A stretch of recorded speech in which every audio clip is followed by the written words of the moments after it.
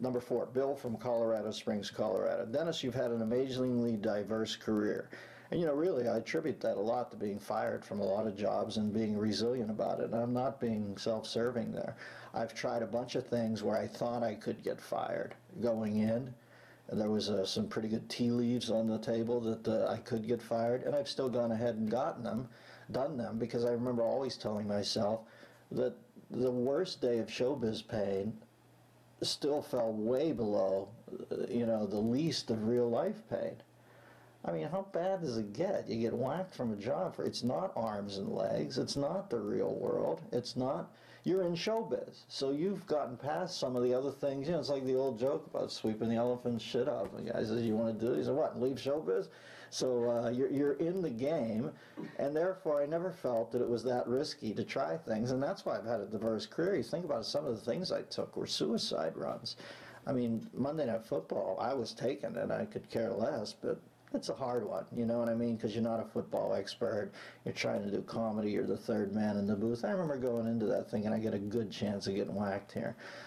Leaving SNL, probably, you know, looking back, I could have stayed at SNL, but I remember thinking, you don't want to grow old here. I always hate the guy who comes back to the frat party the year after he graduates and hangs around a keg. I wanted to get out before I became tired.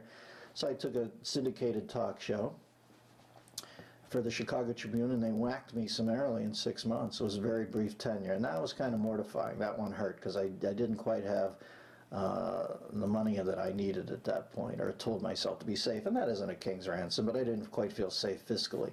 But look what came out of that. The next day after I get fired, Michael Fuchs calls me, says, I feel bad for you. I don't think they gave you a long enough shot.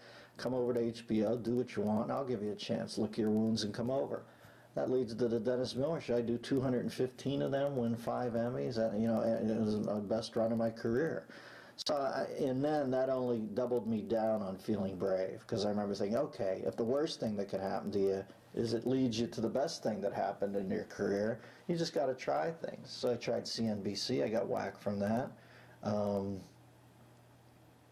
know, but that led me to radio. And now I'm 2 years, 4 months in on radio, and I dig it.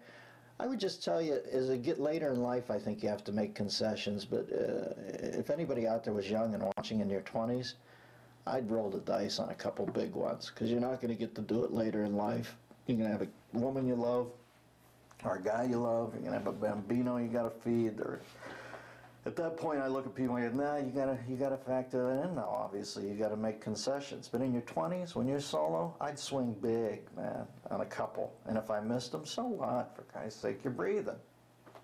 You know, the kids getting shot up overseas. I mean, what's the matter if you fail at something? Stand-up comedian, yes, which I still enjoy doing the most. I like writing a joke and speaking it. It's still in a caveman way. SNL Weekend Update guy. Yeah, that was a fun gig. Scary as hell. I almost chewed my stomach lining out, but fun. Movie actor. Not really. To do Dennis Miller in films. They drop me in. Look, trust me, if somebody calls with a Civil War movie, it's me at the wall at the Wheat Field in Gettysburg. What the fuck is with all the gray uniform guys? Would be the same me. It's a movie actor, not so much. Long-time HBO host, good gig, Monday Night Color guy, 2 years, got 2 years out of it. And now conservative talk show host. Pragmatic, I'd tend to say, more than conservative. I'm very liberal on some things, but yeah, I support the war on terror, and I guess that's painted me as conservative. Of all your different gigs, which one is your favorite? Stand-up comedian, because, you know, I told O'Reilly once I wanted my lower third to be, you know, that they put under you when you're on the O'Reilly Factor. I wanted it to say comedian/comedian. Because when people start putting that activist stuff in, I realize that they've got their heads so far up their ass they're going to have to cut in a switchback trail to get to it.